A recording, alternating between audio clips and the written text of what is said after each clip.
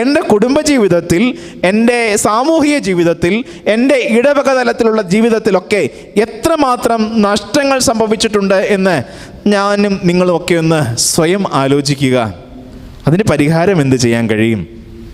നഷ്ടങ്ങൾ ഉണ്ടാകുന്നത് സ്വാഭാവികമാണ്. എവിടെയാണെങ്കിലും നഷ്ടങ്ങൾ ഉണ്ടാകുന്നത് സ്വാഭാവികമാണ്.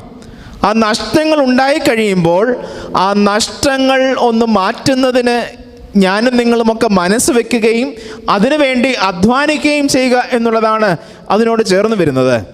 ഇവിടെയൊക്കെ നാം കാണുന്ന ഈ 3 ഉപമകളിലും കാണുന്നത് തന്നെയാണ്. 100 ആടിലൊന്ന് നഷ്ടപ്പെട്ടു പോകുന്നുണ്ട്. അവിടെ ഈ 99നെയും ഇടയൻ മരുഭൂമിയിൽ വിട്ടേച്ച്, എന്ത് ഗ്യാരണ്ടിയായി ഈ ഒന്നിനെ അന്വേഷിച്ചിട്ട് പോയിട്ട് വരുന്ന സമയത്ത് ഈ 99 അവിടെ കാണുമെന്നുള്ള എന്ത് ഗ്യാരണ്ടി ഉണ്ട്? ഒരു ഗ്യാരണ്ടിയും ഇടയൻ അമരം ചിന്തിക്കുന്നില്ല.